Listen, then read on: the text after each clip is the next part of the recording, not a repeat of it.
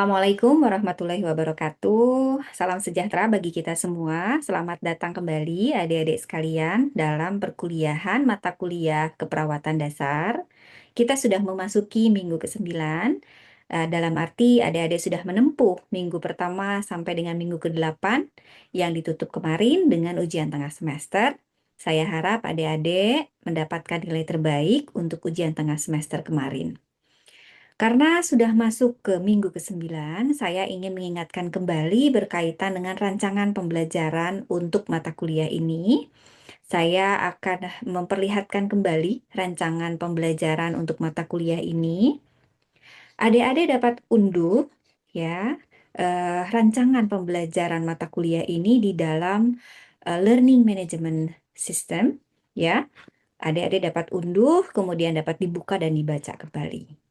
Oke, saya akan langsung saja memperlihatkan bagian informasi terkait dengan rancangan pembelajaran berkaitan dengan informasi umum, capaian pembelajaran dalam mata kuliah ini, kemudian metode pembelajaran yang akan kita laksanakan di minggu ke-9 sampai dengan minggu ke-16, kemudian kriteria penilaian, serta rubrik penilaian yang perlu diketahui kembali oleh adik-adik sehingga dapat meningkatkan eh, tentu saja kinerja adik-adik tidak hanya di dalam ujian tapi tentu dalam kegiatan diskusi bersama dengan kelompok.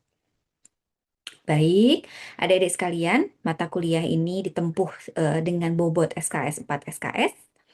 Kemudian menjadi tentu saja mata kuliah prasyarat khususnya untuk praktikum keperawatan dasar. Kemudian fasilitator tidak berganti, jadi untuk kelas A, B, C, dan D akan tetap nanti difasilitasi oleh 4 fasilitator yang sama. Kemudian narasumber. Narasumber untuk minggu ke-9 sampai dengan minggu ke-16 ada 7 narasumber. Ya, berikut adik-adik dapat melihat daftar narasumbernya. Kemudian saya ingin informasikan terkait dengan jadwal dan metode pembelajaran. Adik-adik sekalian, jika di minggu lalu adik-adik melaksanakan pembelajaran luring, maka di minggu ke-9 dan minggu ke-16 ada metode daring. Untuk metode daring, saya akan menyediakan Zoom yang akan nanti dipergunakan oleh narasumber serta adik-adik khususnya pada beberapa kegiatan kuliah interaktif seperti ini. Nah, jam atau jadwal kelas tetap sama di setiap hari Kamis jam 8 sampai dengan 11.20. Namun pada kegiatan atau metode diskusi bersama dengan kelompok, adik-adik akan tetap menggunakan kelas kecil di KB 103 sampai dengan KB 303. Kegiatan luring kita akan khususkan untuk metode pembelajaran focus group discussion, kemudian case-based method, kemudian presentasi di dalam kelas. Itu akan dilaksanakan tetap dengan menggunakan metode luring. Jangan lupa adik-adik sekalian ya, bahwa kelas mata kuliah ini juga akan kita gunakan metode asinkronus, di mana beberapa tautan mengenai penugasan, mengenai materi pembelajaran, kemudian diskusi asinkronus, saya sediakan di dalam kelas emas dengan tautan yang juga saya sediakan di dalam PowerPoint ini. Adik-adik mudah-mudahan tidak mendapatkan kesulitan untuk akses emas, ya. Nah, saya ingin mengingatkan kembali deskripsi mata kuliah ini. Kita sudah mempelajari setengah dari materi atau bahan kajian mata kuliah ini. Jadi adik-adik, kita akan lanjutkan mempelajari konsep, prinsip, serta proses keperawatan yang tersisa untuk minggu 9 sampai dengan 16 antara lain kebutuhan dasar oksigenasi sampai dengan kebutuhan dasar eliminasi fekal. Kemudian ada satu materi tambahan berkaitan dengan perawatan paliatif atau perawatan pada akhir kehidupan manusia, di mana adik-adik akan menggunakan prinsip atau metode pembelajaran student center learning. Ada kelompok kecil focus group discussion, kemudian di minggu ke-9 sampai dengan minggu ke-16, kita akan banyak sekali menggunakan case method learning. Kalau adik-adik sedang membuka LMS Emas 2, silahkan lihat ada komponen rancangan tugas yang sudah saya sampaikan di dalam kolom LMS.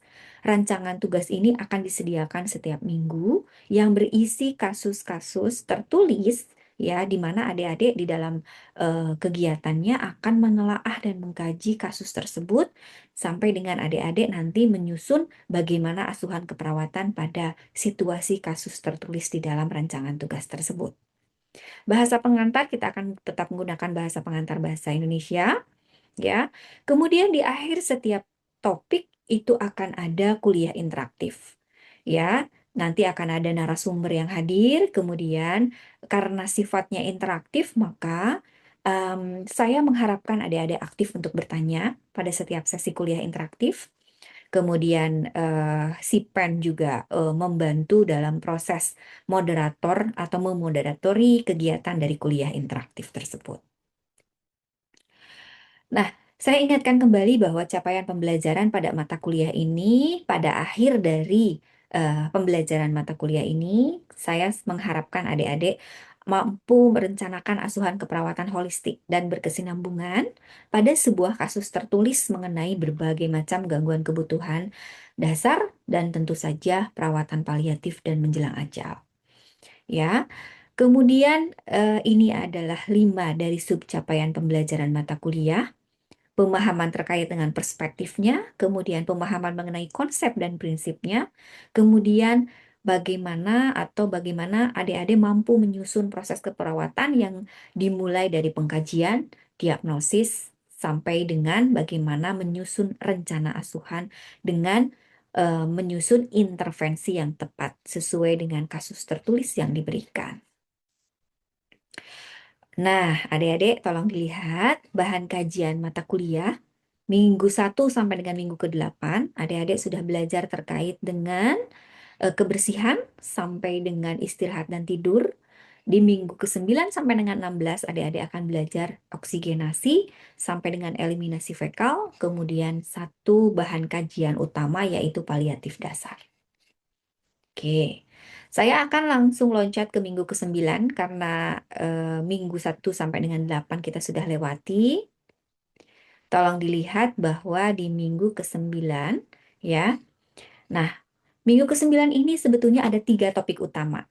Oksigenasi, nutrisi, dan eliminasi fekal. Masing-masing kelompok fokus grup akan membahas oksigenasi atau nutrisi atau eliminasi fekal. Seperti biasa, kelompok FG setelah mendapatkan kasus tertulis harus mengeksplorasi kasus tersebut, kemudian masing-masing menyusun lembar tugas mandirinya. Minggu depan ya atau minggu berikutnya, nah adik-adik akan melaksanakan diskusi di dalam kelompok fokus grup. Apa luaran dari diskusi fokus grup? Tentu adalah hasil dari diskusi ya topik tersebut yang akan adik-adik susun dalam bentuk PowerPoint. Luaran dari kegiatan diskusi di dalam kelas dan kelompok, adik-adik juga jangan lupa untuk menyusun borang diskusinya. Oke. Nah, minggu berikutnya, setelah adik-adik menyusun PPT kelompok, tentu akan ada presentasi di dalam kelas. Nanti akan dinilai presentasinya oleh para fasilitator, ya. Di sini akan dinilai keaktifan adik-adik, kemudian bagaimana adik-adik menyampaikan hasil diskusi di dalam kelompoknya, ya. Sehingga tolong diperhatikan, ya, masing-masing harus aktif, ya, di dalam kelas kecil, sehingga adik-adik mendapatkan penilaian optimal di dalam keaktifan kelas. Nah, setelah mendapatkan kesempatan diskusi dan presentasi di dalam kelas kecil, baru kita akan bergabung dengan kelas besar dan bertemu dengan para narasumber. Saya mengharapkan di dalam kelas narasumber, adik-adik sudah menyiapkan pertanyaan untuk diklarifikasi oleh narasumber. Oke. Nah, adik-adik sekalian, di minggu berikutnya, setiap topik kita akan mengulang kembali kegiatan yang sama. Jangan lupa akan ada kuis setelah adik-adik mendapatkan kuliah interaktif. Jadi kuis ini bobotnya lumayan besar, tolong diperhatikan. Setelah kuliah interaktif, maka adik-adik akan masuk ke dalam halaman emasnya, halaman emas 2, kemudian adik-adik mengisi kuis. Ada 10 pertanyaan, pilihan ganda, ya. Kemudian saya ingin mengingatkan kembali ini adalah kriteria penilaian. Selain ujian tengah semester dan ujian akhir semester, adik-adik tentu ada evaluasi formatif yang harus dipenuhi. Yang pertama adalah LTM, kemudian yang kedua adalah penilaian presentasi, kemudian yang ketiga penilaian dari teman kelompok, kuis, kemudian laporan kelompok berupa lembar kerja kasus. Semua bobot evaluasi ini akan mendapatkan nilai total 100%. Misal, ya, adik-adik mendapatkan nilai 100 di UTS ataupun 100 di UAS, tapi adik-adik tidak memenuhi penilaian formatif, maka tetap adik-adik tidak dinyatakan lulus karena masing-masing penilaian atau masing-masing bentuk evaluasi memiliki bobot untuk menjadi syarat kelulusan mata kuliah ini. Jadi mohon diperhatikan ya.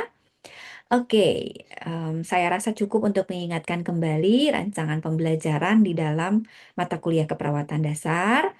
Saya akan masuk ke agenda kedua, memberikan pengantar berkaitan dengan materi kebutuhan dasar oksigenasi. Jika ada pertanyaan nanti di dalam proses saya menyampaikan materi, silahkan adik-adik untuk menuliskan di dalam kolom chat atau adik-adik langsung raise hand. Ya, kita akan selesaikan kegiatan hari ini. Mudah-mudahan selesai dalam kurun waktu 30 menit. Ya, adik-adik silahkan untuk menuliskan pertanyaan nanti di dalam kolom chat atau langsung raise hand. Saya akan menampilkan PPT materi kebutuhan dasar oksigenasi. Oke, adik-adik sudah melihat PPT-nya atau belum? Oke, belum ya. Sudah, Nurse. Oke, sudah? Sudah tampil? Sudah, Nurse. Oke, terima kasih. Saya akan memulai materi pengantar kebutuhan dasar oksigenasi. Ya, kebutuhan dasar oksigenasi ini adalah kebutuhan dasar yang sangat esensial, adik-adik sekalian. Ya, adik-adik bisa lihat ini adalah ruang lingkup pembelajaran di dalam kebutuhan dasar oksigenasi. Ya, ada 8 komponen ruang lingkup. Untuk bagian atas, struktur anatomi sampai dengan mekanisme regulasi dari oksigenasi, saya yakin sekali adik-adik sudah pernah mendapatkannya di dalam pembelajaran IBD, dan saya memberikan materi-materi tambahan atau review materi anatomi dan fisiologi ini di dalam MAS 2. Adik-adik bisa lihat videonya, kemudian ada juga handbook untuk anatomi fisiologi, jadi adik-adik boleh pelajari nanti terkait dengan ruang lingkup anatomi fisiologi oksigenasi. Silahkan dibaca dan menjadi materi review. Yang akan saya fokuskan di dalam perkuliahan hari ini ya sebagai kuliah pengantar yaitu komponen ruang lingkup faktor-faktor yang mempengaruhi fungsi respirasi. Ya, oke. Saya akan skip dahulu terkait dengan anatomi dan fisiologi karena ini sudah pernah diberikan di mata kuliah IBD. Oke, apa saja yang menjadi faktor-faktor yang mempengaruhi kebutuhan dasar oksigenasi? Yang pertama tentu adalah fisiologis atau kondisi fisiologi seseorang individu ya. Kemudian perkembangan atau tahapan perkembangan dari individu ini juga menjadi faktor yang mempengaruhi oksigenasi. Kemudian gaya hidup, kemudian lingkungan ini juga menjadi salah satu hal yang dapat mempengaruhi kebutuhan dasar seseorang dalam memenuhi oksigenasi di dalam tubuhnya. Nah, kita akan mulai dari faktor fisiologis, adik-adik sekalian, ya. Nah, apa saja yang menjadi faktor fisiologis yang mempengaruhi kebutuhan oksigenasi? Yang pertama adalah penurunan konsentrasi oksigen yang dihirup, kemudian penurunan kapasitas kandungan oksigen, hipovolemia, atau terjadinya peningkatan laju metabolik. Penurunan konsentrasi oksigen sering terjadi pada situasi-situasi juga penurunan konsentrasi oksigen di lingkungan. Adanya obstruksi saluran nafas di bagian atas maupun bawah ini juga mempengaruhi konsentrasi oksigen yang kita hirup. Kemudian penurunan kapasitas kandungan oksigen. Biasanya sangat relevan atau sangat berhubungan sekali dengan kondisi anemia, menghirup materi toksik, ya, kemudian penurunan atau situasi akibat obat-obatan yang dikonsumsi dalam jumlah yang tidak terbatas atau tidak terkontrol, ya. Dan situasi lain, contohnya hipovolemia pada pasien-pasien dengan shock maupun dehidrasi berat, ini juga dapat menimbulkan kondisi penurunan oksigenasi seseorang. Nah, pada situasi-situasi peningkatan laju metabolik, sebagai contoh misalnya adik-adik berolahraga berat, ibu yang sedang hamil, kemudian pasien yang sedang mengalami penyembuhan luka, demam, ini pun mengalami kebutuhan yang berbeda dengan individu normal terkait dengan oksigenasi. Nah, adik-adik sekalian, kita lihat salah satu hal lagi yang fisiologis dapat mempengaruhi kebutuhan oksigenasi seseorang adalah adanya kondisi yang mempengaruhi pergerakan dinding dada. Contohnya apa? Pada pasien sedang hamil, ya perkembangan janin ini akan menekan ya diafragma. Kalau adik-adik ingat kembali anatomi bahwa diafragma ini sangat mempengaruhi sekali gitu ya kapasitas dari paru sehingga mempengaruhi juga tekanan di dalam paru-paru. Pasien-pasien yang obesitas atau individu yang obesitas ini akan memperberat bagian toraks bawah dan abdomen sehingga penurunan pengembangan paru akibat perluasan abdomen ke dalam rongga dada. Atau kondisi-kondisi muskuloskeletal yang memang mengalami kelainan. Contohnya pectus excavatum, kolumna vertebralis seperti kifosis, lordosis maupun scoliosis. Ya. Ada lagi tidak kira-kira yang mempengaruhi pergerakan dinding dada? Ada. Contohnya pada kondisi penyakit neuromuskular, pasien-pasien dengan miastenia gravis, Guillain-Barré gitu ya, ini dapat mengalami perubahan pada pergerakan dinding dada. Ya, baik. Nah, saya berikan salah satu contoh ya. Di sini ada pasien yang mengalami pectus excavatum. Adik-adik lihat ada kondisi yang tidak normal pada dinding dadanya atau struktur dan bentuk dinding dada. Normalnya pada individu yang sehat, kita memiliki diameter perbandingan antara anteriolateral, ya ini anterioposterior, dan lateral itu 1:2. Pada kondisi-kondisi pectus excavatum ini bisa 1:3 atau bahkan pada kondisi pasien PPOK ya penyakit paru obstruktif kronik itu bisa saja perbandingannya 1:1. Kapasitas rongga dada akan berubah sehingga tekanan juga akan dipengaruhi oleh kondisi dari dinding dada tersebut. Nah, tolong adik-adik lihat, di sini ada juga, jadi kita perlu ingat bahwa kebutuhan dasar oksigenasi ini tidak hanya dipengaruhi oleh sistem pernapasan saja. Yang kedua yang berpengaruh terhadap kebutuhan dasar oksigenasi adalah sistem kardiovaskuler. Ada jantung, ada pembuluh darah, dan ada sel darah, ya, atau plasma darah dan komponen di dalamnya, ya. Nah, kondisi fisiologis ya pada pasien-pasien yang mengalami perubahan fungsi jantung ini juga bisa menimbulkan resiko terjadinya gangguan kebutuhan dasar oksigenasi. Contohnya, yang pertama pasien pada gangguan konduksi atau disritmia. Pasien-pasien ini bisa terjadi karena apa? Karena contohnya kelainan katup, ansietas berat, kemudian keracunan obat, sehingga dapat timbul takikardi ataupun bradikardi. Kemudian perubahan curah jantung, ya, atau jantung gagal mengeluarkan sejumlah darah yang cukup untuk memenuhi sirkulasi sistemik. Contohnya pada pasien-pasien dengan gagal jantung kiri ataupun gagal jantung kanan. Nah, pada pasien yang mengalami fungsi katup, contohnya stenosis atau pengerasan pada katup pada jantung, itu juga jelas akan mempengaruhi kebutuhan oksigenasi. Ya, oke. Nah, kemudian ada satu kondisi lagi yang menimbulkan perubahan pada fungsi pernafasan. Adik-adik sering mendengar istilah hiperventilasi, hipoventilasi, ataupun hipoksia. Jadi perlu kita ingat kembali bahwa tujuan ventilasi sebetulnya adalah mempertahankan tekanan karbon dioksida dalam rentang normal. Ya, Dan juga mempertahankan tekanan oksigen juga dalam rentang normal. Jadi dua komponen karbon dioksida dan tekanan oksigen ini harus berada dalam rentang normal sehingga kita sebut ventilasi optimal. Lalu apa yang disebut dengan hiperventilasi dan hipoventilasi?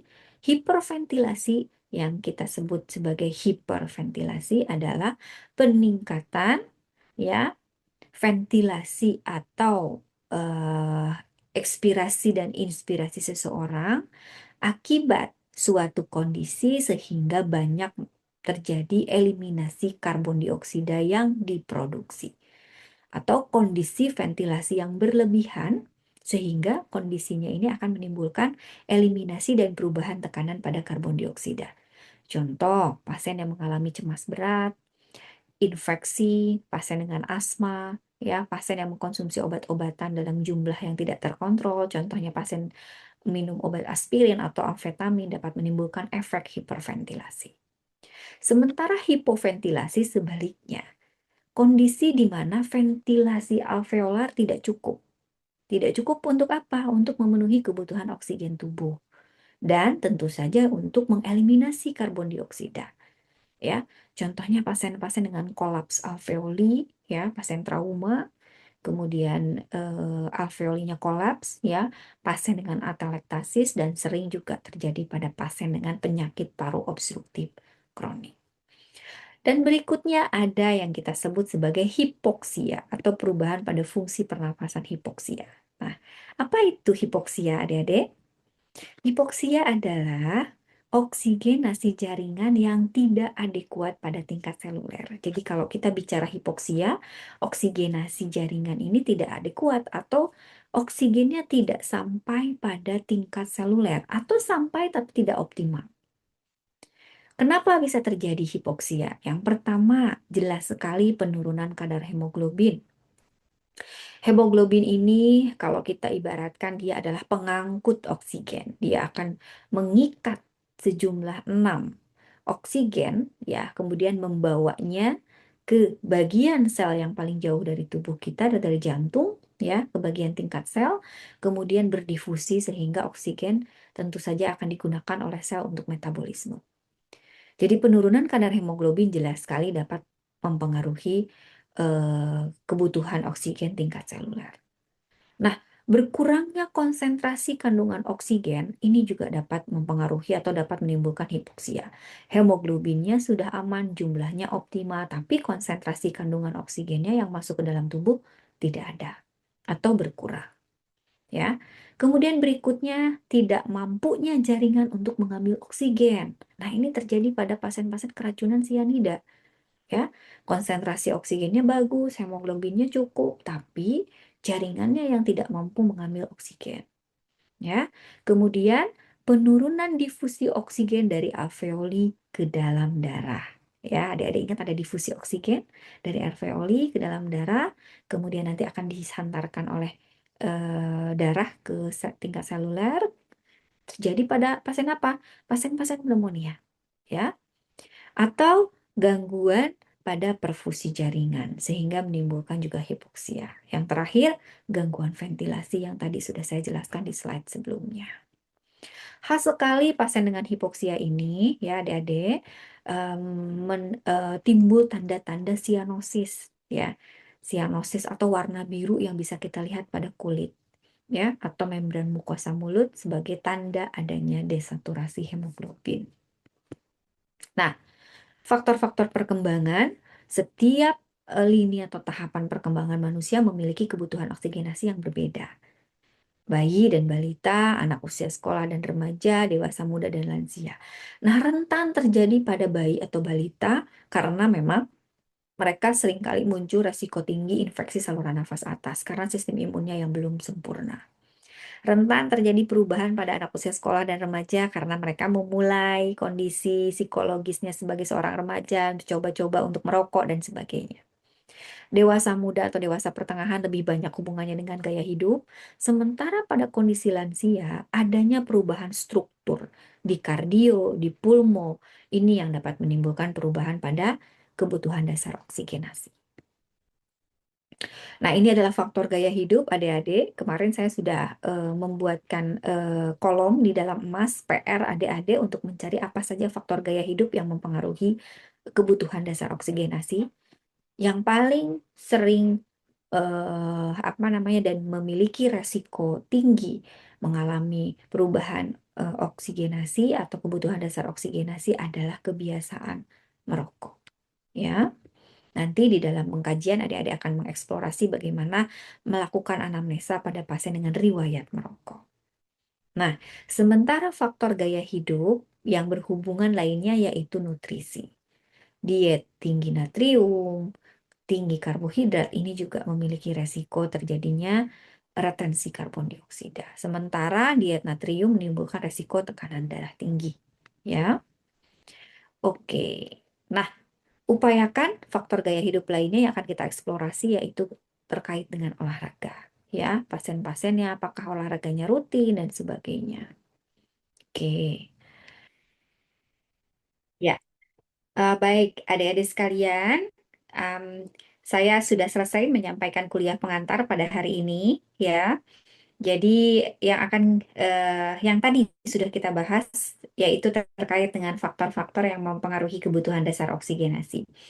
Sisa waktu ini saya akan berikan kesempatan untuk pertanyaan, ya. Silakan adik-adik sekalian jika ingin ada yang ditanyakan terkait dengan material kebutuhan dasar oksigenasi, silahkan untuk raise hand atau langsung open mic dan membuka videonya, atau boleh juga dituliskan di dalam kolom chat. Silahkan.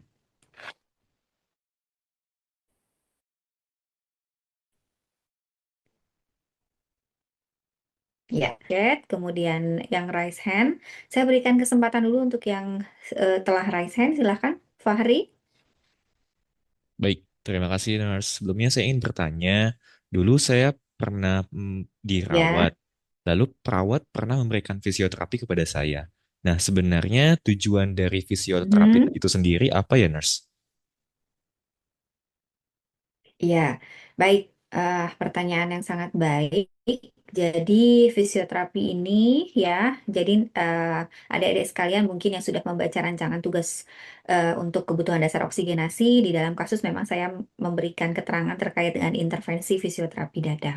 Nah, intervensi ini adalah intervensi yang bisa dilakukan secara mandiri, ya, juga bisa digunakan untuk melakukan intervensi kolaboratif. Jadi di dalam proses atau tujuan utama intervensi fisioterapi dada adalah memobilisasi sekret atau sputum, khususnya di saluran nafas, ya.